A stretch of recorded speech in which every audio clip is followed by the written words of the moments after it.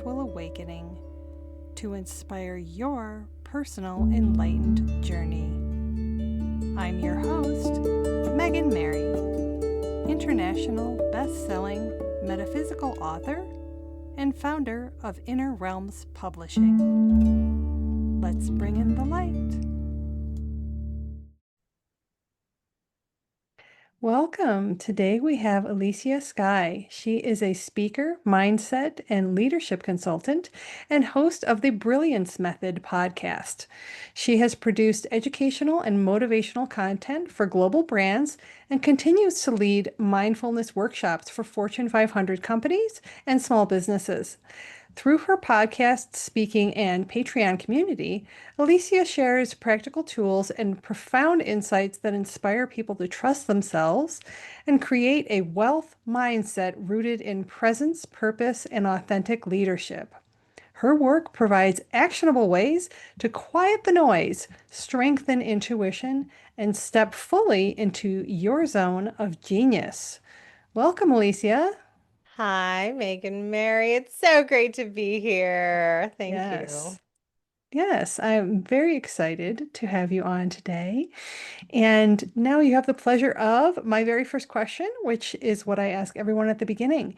What does enlightenment mean to you? I feel like the guest who answered last week's, well, when this airs, it'll be a month later. Lisa, who answered August 27th, her answer is so similar to mine. Okay. And I was thinking about it from that perspective. So if you're listening to this and you haven't caught up yet, it is about returning home. And for me, that path is forgiveness so that we remember who we are, where we came from, and return to love. Enlightenment is responding with love in all ways. Enlightenment is responding with kindness without having to think about it or know it. When we think about the people who have, quote unquote, achieved enlightenment, I believe they got this on lockdown. It doesn't mean that they didn't stand up for their beliefs or what they were passionate about, but they knew that when someone caused harm, that it was their own fear of separation from source energy. But we're not. We're just having this dream. And I get to be in your dream, and you get to be in my dream, and we get to practice forgiveness lessons until we go back home. And that's just Mhm. what we're doing. Our soul is having an experience. There's no real right or wrong or good or bad. We're just having an experience. And oh, I'm so excited to talk to you about this actually, just based on your background. I've learned over the years and through many different experiences that Earth has the highest capacity for love as far as the human race, where other astral races maybe are better at technology, or like the Pleiadians are amazing at peace, right? But they study us because of our ability to love, where we don't really have peace under control at all. And technology has already blown up some of our cities once or twice before. So if you're here listening on this planet, you're here to experience love. And as Neil Donald Walsh writes in Conversations with God, I'm going to paraphrase possibly poorly, but essentially, he says, how can you truly know the experience of love unless you can experience the opposite of it? So that's this realm we're in of duality, but that's not real. I would only expect that. Each person's answer is in itself totally unique. And that's why it's always asked. So, Yeah. yes. And I liked the part about the separation from source and the fear and negative emotions that come from that trial and tribulation, really. And the forgiveness is mostly a self-forgiveness in order to be able to extend acceptance to others when we have these wise ascended masters, it's the benevolence. It's the achieving of that almost Zen state where you recognize humility. It becomes the loss of the ego, it becomes the recognition of you in others and forgiveness of your expectations that you're placing on yourself in this illusory world of that we live in, this 3D reality that's just a holographic game, really. So, That's right. When you think about the song Row, Row, Row Your Boat, right? Merrily, merrily, merrily, life is but a dream. yes. And here we are, and we forget, and we make it so real, and then we make it so hard on ourselves. And then we get Hmm. so wrapped up in drama, and we find our frequency lowering because we are looking down all the time. And it can be so simple to shift it just by that quick remembrance, exactly what you just said, and going, who am I? And how can I make a different choice right now? To choose love, to choose peace, to forgive myself for thinking any of this really mattered or meant something bigger than it actually is. And there's a Right. learning curve to that. There is. And it's for many a continual choice that has to be made, where you stated that the state of enlightenment is not needing that you don't have to make a choice. You're just always reacting in that way. You're always receiving in that way. You're always giving off that perfect energy, and you're not having to continually go, wait a minute, why am I upset? Okay, and start to shift all the time, having to shift the energy all the time because of the situations around you. Yeah. And have a sense of humor about it. Some spiritual people take themselves way too seriously. Mm. Yeah, and that was the episode that's coming up before yours is actually a former comedian. So it's going to be about not taking yourself seriously, which, I'm guilty of. So Well, it's one but thing to be passionate about your work. It doesn't mean that, you have to laugh at everything or not have something mean something to you. But when I yeah. say don't take things so seriously, it means it's that part of how real am I making this about my identity? Why is Hmm. my Hmm. identity so attached to the outcome of all of this? And that is one of the main things that causes so much stress, anxiety, and depression is we put our self-value outside of our true self, which is love. And that makes it so simple when we just remember, how can I be even more loving to myself right now? Maybe stop worrying about that thing and don't take it so personally. Or if I can't let it go, maybe ask a question or have a conversation about it so I can feel some peace, Yeah. right? If you can't create Yeah. the peace within yourself, then seek it out. Hmm. And it's also, for me anyway, the laundry list of things that you put on yourself to do and the unhappiness that arrives when you run out of time to do them. But that is all part of the matrix that our minds create, right? So I'd like to have you tell a little bit about how you arrived at where you are, because everyone has a backstory, and many times the winding path of spiritual awakening can be different for everyone, but this is really a place for women to share their stories so that others don't feel so alone in theirs. So tell us how you ended up where you are. Doing all this. Well, the longer versions of all of this are on my podcast on the Brilliance Method. So the highlight reel is when I was 24 years old, my doctors told me everything was fine, but I knew I had cancer. I am very gifted in my intuition and I can see inside the body. I knew that I had cancer. I'm not a hypochondriac, and I had just turned 24. This was 20 years ago, actually, this month. And when it turned out, I basically slammed down my credit card and said, give me a mammogram and a biopsy because nobody's taking me seriously. I was told if you don't do something, you're going to be dead in a month. So it went from don't worry about it, nothing's wrong to wow, you just saved your own life. And that if that's not going to ground you into trusting your intuition as a young person, I don't know what else is. And then I went on this journey of why did I get sick? Because everybody was saying, wow, you have stage 3 cancer. You're so young. Do you have a family history? How did you get it? Anyone who's been through any awful illness at a young age, if it's not genetically traced, they get those questions. And so I asked myself that. And when I went inside, because it's always an inside job, I looked back at my life and I know, look, no one's had an easy life.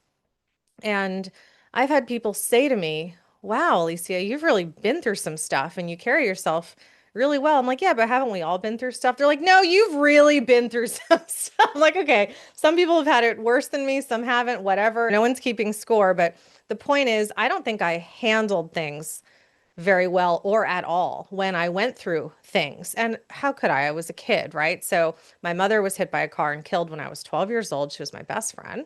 And I don't think that I processed it. I became the matriarch of my family at that age, took care of everybody and learned to live with a man who is my father, but didn't really have a great relationship with him and was kind of on my own, raised by wolves at that age, even though I have very loving uncle, godmother, grandparents, but I was independent. And that's some quick growing up. And on the other side of that, in my youth, my father was in a cult and there's a whole bunch of stories there. And I just learned, wow, I have to trust myself. And thank God I learned how to trust myself. Because again, when I turned 24 and then I was diagnosed a week later, I trusted myself.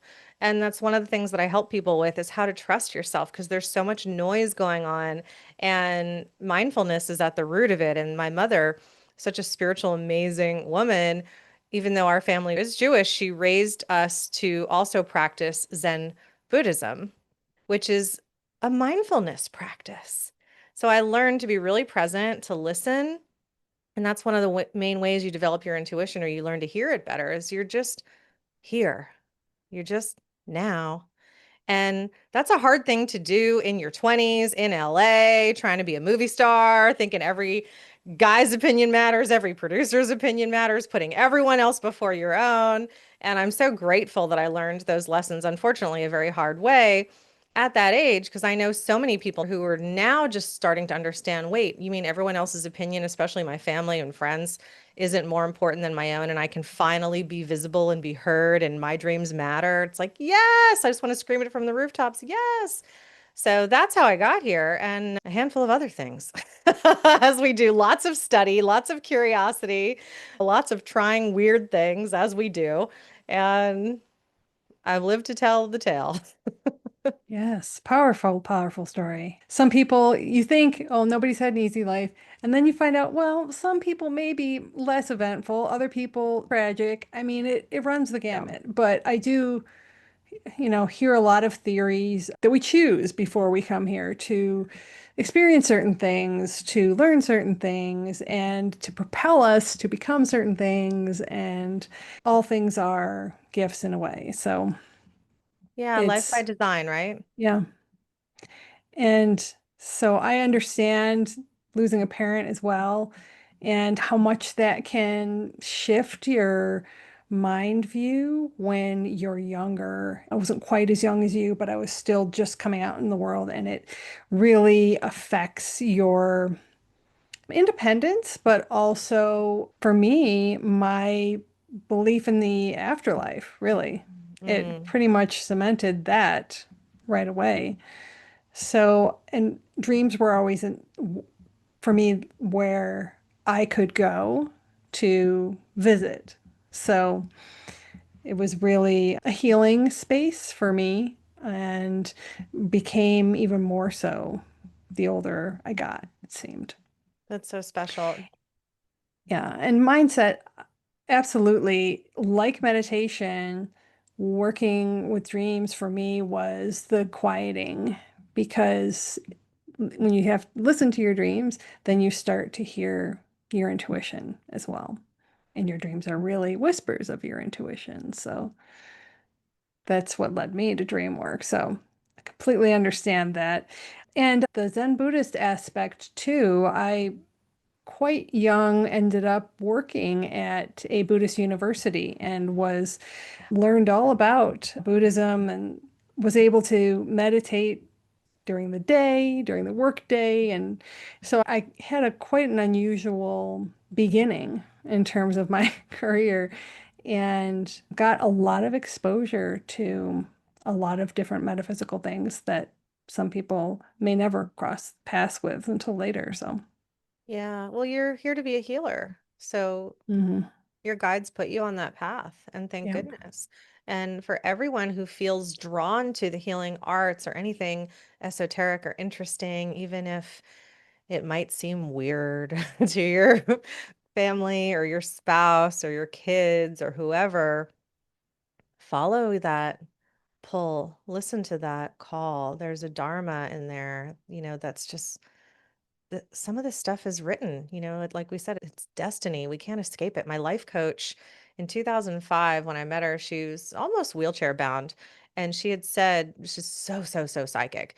And she had said for years she wasn't going to open a coaching business. She had a nail salon, years and years ignoring it, but the psychic messages just coming in so strong. And then one day she fell down a escalator, had an accident at the mall, and then she was homebound and she couldn't go to the salon. So she opened the coaching practice and she said, you know what? I think spirit might have pushed me literally to be in service because I was ignoring it, ignoring it, ignoring it. And that's not a Right. tale to scare anybody, but her message to me that I'm now sharing with all of you is don't wait for that big push. If you feel that nudge, go for it. Ask for help. Look at all these incredible people that have been on this show and working with Megan Mary, and there's so many opportunities for you to learn and expand. Yes, I appreciate that. And I want to encourage the same. Yes. And so many ways, there's so many ways to strengthen your intuition, but let's talk about some of your methods. Tell us about the Brilliance Method and how you came upon that.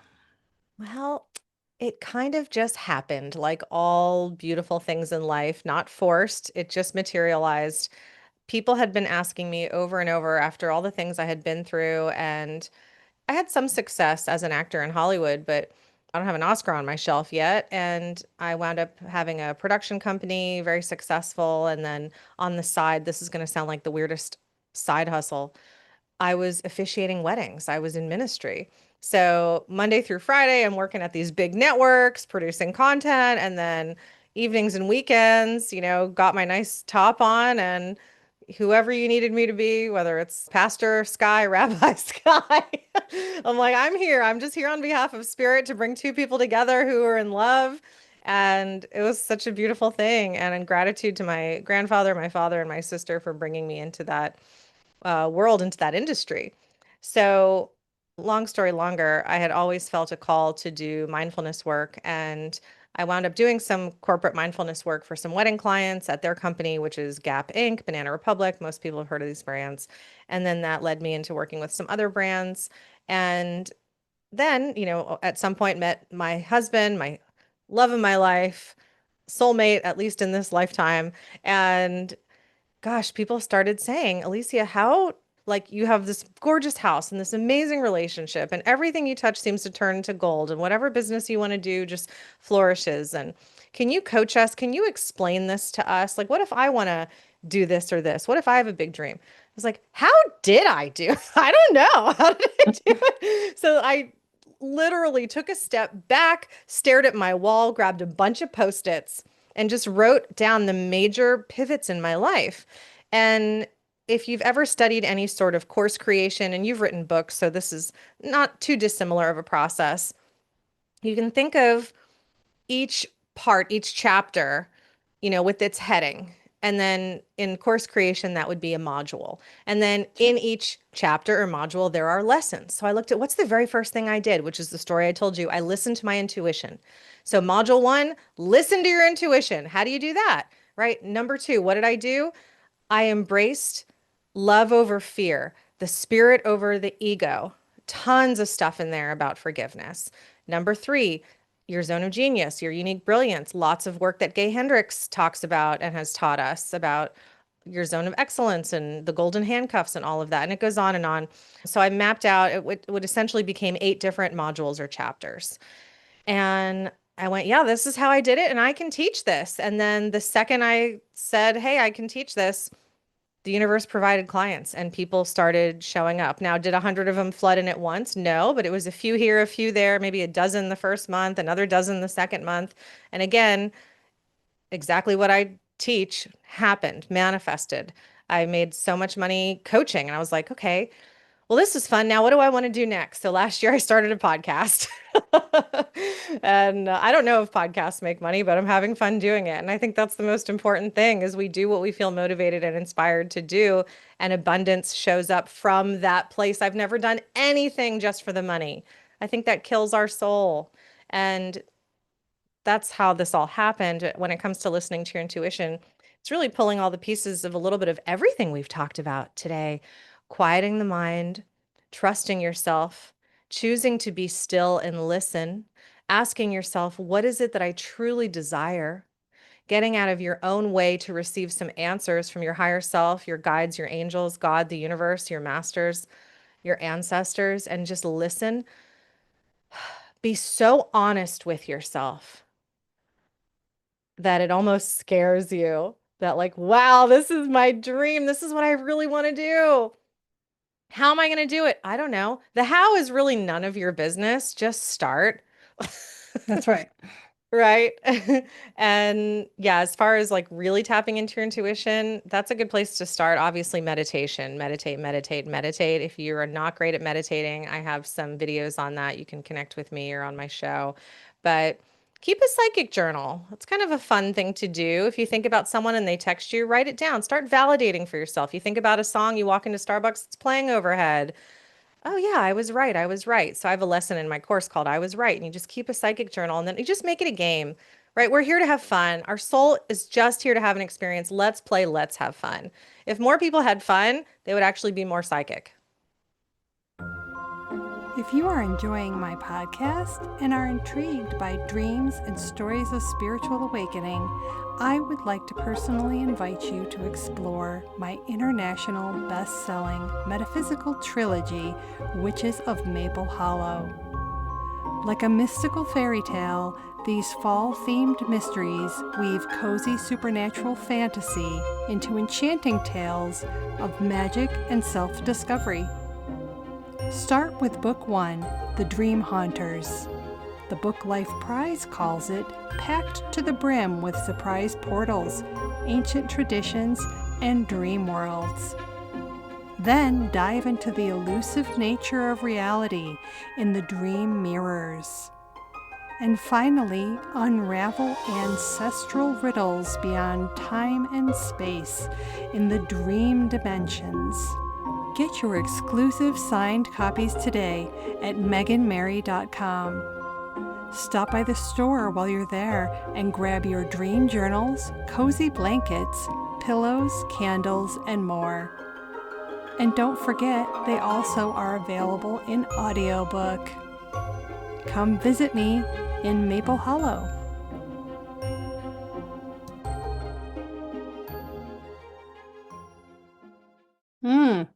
Yeah, I call it the synchronicity list, really. I have a Yeah, separate journal for synchronicities.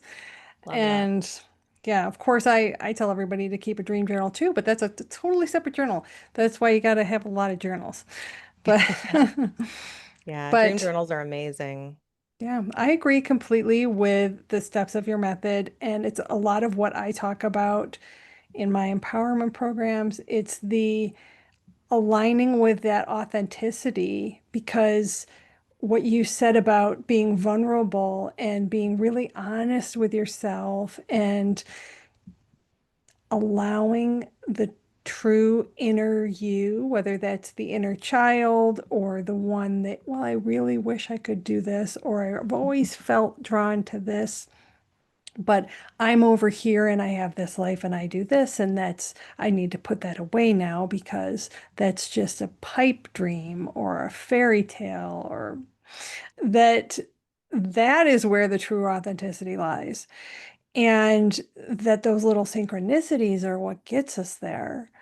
And when I started paying attention to my dreams and meditating and listening to that inner voice, I was told to start a podcast, and I had no intention to do so. I never listened to them. I was like, no, I don't even know the first thing about that. And I'm certainly not going to record myself, audio or video. But I had a lot of ego, deprogramming to do to get over that hump, to realize that this is not about me at all, that this is my spiritual service that I must do. And so I followed and I did that. And I also did all the other things. And there was a lot of direction at that time. And thankfully, I'm glad it's kind of slowed a little because I was working so fast towards all those things. But when you do follow all of those signs, I've noticed that you become more and more and more in alignment. And that alignment, as you're being your authentic self, is what leads to that abundance. And I know that your brilliance method probably ends in that as well, because that's really where we start to understand how this energy system works here and how we are actually creating our own reality, and that why not have what it is that we want instead of clinging to the beliefs that we can't. Yeah. Yeah. And when I first did all of this, I had so many people with full-time jobs wanting to do their own thing. So I created this around entrepreneurship, and it's evolved so much more than that. And I have just given myself so much permission in the last couple of years. I mean, we're still doing this work every day. We're still peeling layers away and tapping even more into that authenticity. And I love what you said about alignment. And, alignment isn't a line. It's not A to B to C. It's actually a circle. It's like it's a wholeness to who we are as we become and remember more of who we are. I have this tattoo that says, "Remember your soul." Mm, To remember love. And the point I was mm, going to make is now I'm just doing so much more spiritual business work and not worrying so much about what are my corporate clients going to think or whatever. It's like they know if they bring me in, it's going to be woo, it's going to be weird, it's going to be fun, and it's going to be great. And I'm even doing an event actually kicking off September 24th for a few days, and there's a lifetime replay. It's called Divine Direction, where spirit meets strategy for energetic entrepreneurship, just to have more of these conversations, because people get so hung up on, well, just tell me what to do, or just tell me what template to follow, or how should my yeah. email be sent out. I'm like, none of that matters. Like, Yeah. here, and who are you? Who are you? And who do you want to hang out with? And how do you want to help them? And what lights up your heart? And now let's turn that light up so bright, nobody can look away. I really like that. Yeah. Yes. And I've also noticed that part of this journey is that when you do start shining that light, not only does it attract a lot of the right people to you, but it also shakes it out to the people that don't get it. And that was one of the hardest lessons for me as a Yeah. highly sensitive person. I thought, okay, if I overcome this and I step out and I do what you're asking me to do, then you're gonna reward me by everyone accepting that, right? That wasn't the case. No. And that was probably the hardest part of it all, was the the conflict, the criticism, the people that didn't get it, or maybe were just triggered, right, by the light. Yeah. Okay. Go ahead. I have a saying, be the lighthouse, not the lifesaver. And Hmm. the reason I add that lifesaver part is because that was my downfall, trying to fix everybody, save everybody. I mean, I told you my kind of my origin story. So naturally, I was like a caretaker. And where I came upon clients that were out of alignment were just saying yes to be, I'm supposed to help yeah, if they need me and I can help them, sure. But Some people can't hear it, don't want to hear it, don't want to do the work, aren't ready. It doesn't mean you're smarter or better than them. It just means we're just at different frequencies, and that's how Yes. sound works. You can't really hear each other. It doesn't sound good together. And there is someone else who can take them so much further. That's why it's like I don't believe in competition. There's enough people out there for everybody to do everything. And I'm focused mostly on speaking now and doing my live events. And there has been just so much love that has come from letting go of Mm. the people who just aren't a match. And it means that I'm not a match for them either. And they were trying really, it's like any relationship, right? It's like if either side is trying hard to make this work and something's not right, just let it go. And I don't know if it's a superhero complex or what, but like I had the hardest time thinking, why can't I help? Why can't I be everything to everyone? And like, Right. Yep. that's that's not how it works. There's like 1,000 teachers out there that Yep. just do this one thing in this one space, you know? Yeah. But it's comforting to recognize that when the student is ready, the teacher appears, and that in the podcast world, it's real difficult because you don't know who's listening ever. But you have to trust that what you are saying and what you are putting out there is going to reach the people who need to hear it. And it's the same with my books. If you feel called to write a book, it's because the person that needs to read it is waiting for that book to come out, to be born, to be invented. And so it's much like being a channel. It's an energetic dance that you agree to do to deliver the, I don't want to say information because it's almost like encoding. We Hmm. can sit here and chat, but what we're really doing is sending out an energetic code that's being received by the people that are listening to it. And they might just hear us chatting about our lives, but they are energetically receiving. There's this whole exchange going on that's greater than us. And I think that's the beauty of podcasting, of art, of literature, of anything that we feel drawn to create that someone else receives. I absolutely agree. And people get so hung up with social media of seeing like how many people liked it or how many views do we have or Hmm. how many followers do we have. And I loved what you said about, if you want to write the book, it's just for that, maybe it's just for that one person who needs to read it. And when you think about it, if let's say somebody is listening to this, they're like, oh, like they just gave us permission to start a podcast. And who am I to start a podcast? I don't even know how to start a podcast, right? Like how I started. I didn't know what we just did it, right? Like I said, the how is not your business. Just That's start. right. The teacher will appear or the YouTube video will appear or whatever it is.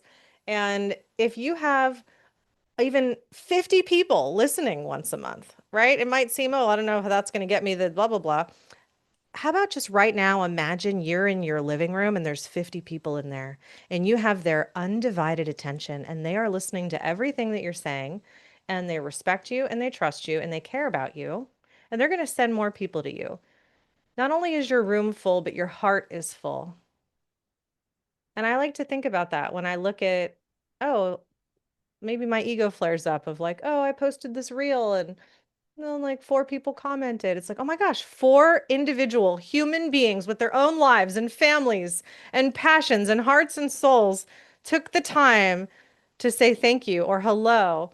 And as Megan Mary was just saying, sometimes we don't know who's listening. So if you're listening right now and you feel inspired to comment that you're here and you're listening or something that resonated with you today, please do. Please let us know who you are and we'll send you just that ping like dolphins communicating under the ocean, like that sonar of just love and gratitude your way. It feels so good. We get to receive and we get to give. 100%. Yes. Just knowing that you're out there makes all the difference. And I am going to hold on to that image of the 50 people in my room because you are absolutely right. It couldn't be more true.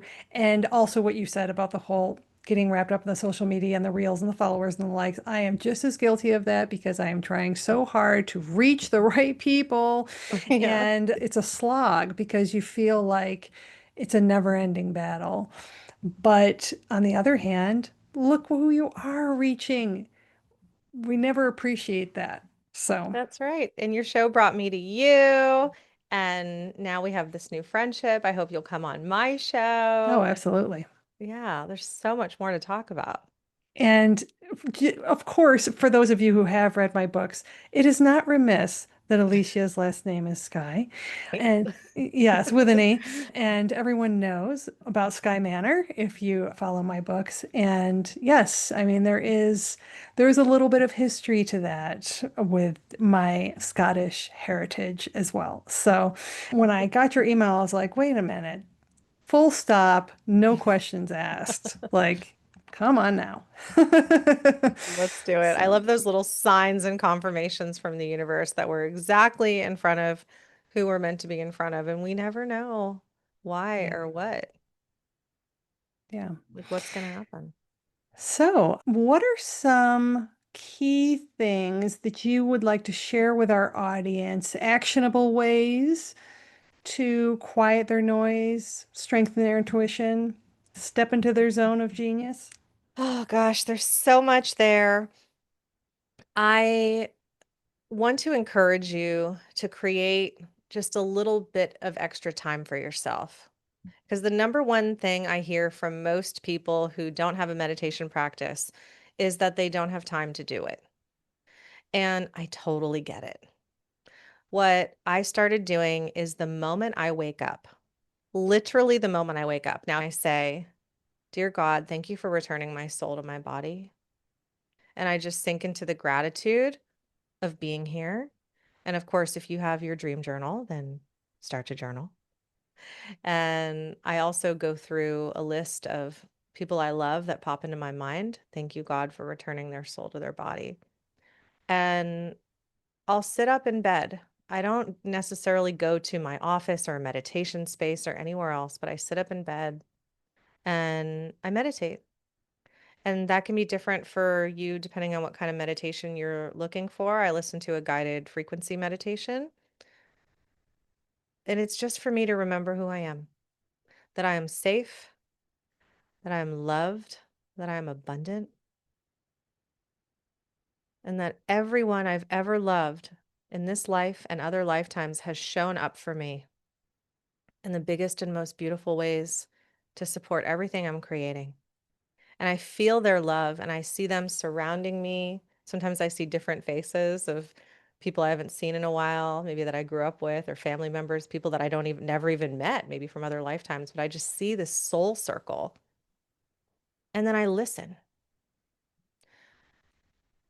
So once you do your own little morning meditation practice, and again, my tip, and don't even worry about leaving your bedroom, is to simplify it for you. If you can just get up 10 minutes earlier, just 10 minutes earlier, then do that. Sit up and do it. And if you've done your dream journaling, the next thing that I like to do that I do feel helps to strengthen our intuition is I do intuitive writing. I'll start on the top of a notepad and I'll say, what does my soul need to hear today? And I just trust what comes through. And I have had people do this exercise that are not anywhere near as spiritual or dedicated as Megan Mary or myself might be. And the stuff that comes through when you just put spirit in charge and say, I'm just going to write, right? And don't force your hand to stop writing. Just trust, even if it doesn't make sense or you can't read your own handwriting or you don't even know what it's talking about. But when you give spirit a channel to come through, especially with writing, you get out of your own head, which I think is so important, of thinking, oh, well, maybe I'm like imagining a vision or maybe I'm feeling something. There's all the different clairs, which we could talk about another time. But when you just allow it to come through, just give it space. It's a receiving exercise. And then in order to receive anything, you have to allow it to happen. You have to give it space. So we're just creating that space. Now, if you've got, a couple kids to get off to school or you got to rush to work or you overslept, okay, I get it.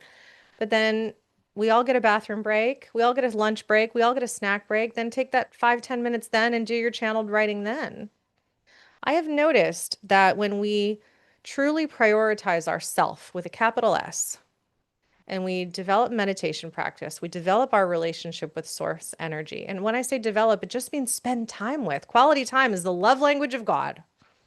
When we do that, when we sit to, you can call it prayer, you can call it manifestation. But when you sit to meditate, you tell the universe that you're worthy of abundance and magic and love and great health and joy. And it's not about checking a box and putting time in. It actually doesn't take very much time. It's just a little intention, a little heart, and a few minutes. Start there. Wonderful words of advice. Yes. And I have a morning meditation practice myself, and it's really what led me here to be here for all of you. So I highly, highly suggest that. And thank you for that advice. Yeah. You're welcome. Well, thank you also for being here today and for sharing your very personal story as well as your Brilliance Method. For people that would like to find out more about what you have to offer, where can they find you? Oh, my pleasure. So I'm using my name as my website right now, elysiaskye.com. Elysia is how you spell Alicia. I'm sure it'll be in your show notes. But Yes. elysiaskye.com is where my events are. As I mentioned, I'm doing Divine Direction. It's a virtual retreat in February in Fort Lauderdale, Valentine's Day week. I'm doing an in-person goddess gathering called Clarity Camp, where we're going to do lots of things that we talked about here today. And as I mentioned, I'm doing more speaking, I'm doing more events. Of course, you can always coach with me. That's where I'm going. That's where my heart is. And listen to the Brilliance Method podcast wherever you like listening or watching podcasts. It's a video podcast, so it's on all the platforms, Apple, Spotify, and YouTube as a video as well. Awesome. Well, yes, I will definitely put the links in the show notes. Thanks, love. And thank you so much for being here today, Alicia. I really appreciate it, and I look forward to keeping in touch. You're welcome, darling. Let's schedule you on my show next. Sounds good. Thank you. You're welcome. Thank you for listening. Did you enjoy this episode? Be sure to subscribe to make sure you never miss an episode. Head over to my YouTube channel and hit that subscribe button as well to be part of my growing community. Are you ready to take the next step in your spiritual journey? Don't miss out on the new Dream Empowerment programs. Unique opportunities for you to unlock your inner wisdom, discover your authenticity, align with your higher self, and bring abundance into your life. If you'd like your dream or awakening story featured on my show, submit it today. Your dreams have the power to inspire and enlighten other women on their journey. Visit meganmary.com to find out more.